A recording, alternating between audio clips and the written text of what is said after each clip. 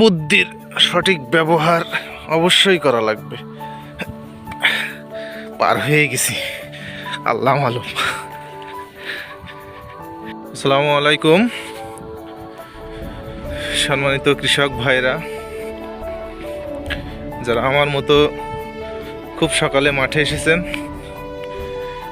তাদের জন্যই আসলে ভিডিওটা করা। এই শীতে সকালবেলা কাজ করে কেমন লাগছে সবাই কমেন্টে জানাবেন। আর এটা হলো আমাদের মাঠ। আমাদের মাঠে প্রায় সব ধরনের চাষাবাদই হয়, বিশেষ করে আমাদের মাঠটা একটু উঁচু মাঠ। এখানে সব ধরনের ফসলের চাষাবাদ হয়। আমাদের এই মাঠটা আপনার 2004 সালের যে ভয়াবহ বন্যা হয়েছিল, সেই 4 সালের বন্যাতেই পানি উঠছিল।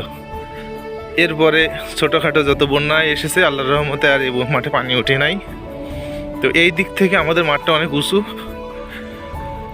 যার কারণে এ মাঠে চাষ করে একটা আলাদা রকম মজা আছে।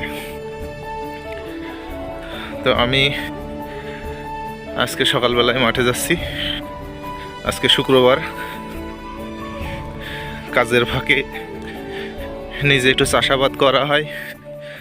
আজকে জমিটাতে সেচ দেওয়া হবে, তো আল টাইলগুলো একটু পরিষ্কার পরিচ্ছন্ন করে দিয়ে আসতে যাচ্ছি।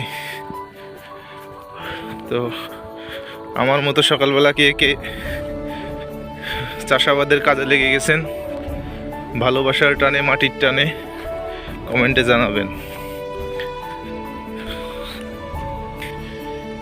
বড় একটা ভুল হয়ে গেছে জুতা পায়ে দিয়ে মাঠে আসা। যতটুক যাওয়া যায় দেখি যাই।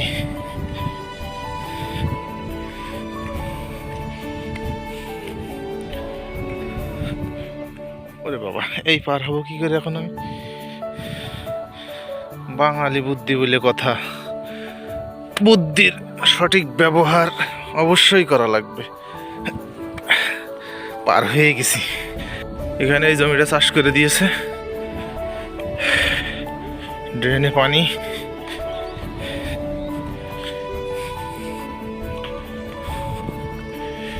ড্রেন দিয়ে পানি আসছে।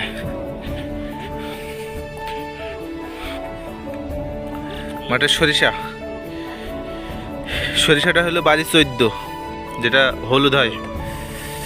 বাড়ির 14 মোটামুটি খারাপ হবে না, কারণ সেকেন্ড ক্রপের সরিষা ফলন হিসাবে যাই হয়েছে মোটামুটি ভালো। ধান কেটে সরিষা লাগাই দিছিল। আর এই যে সকালবেলা আমরা চাষা ভাজতে কাজে লেগে গেছি।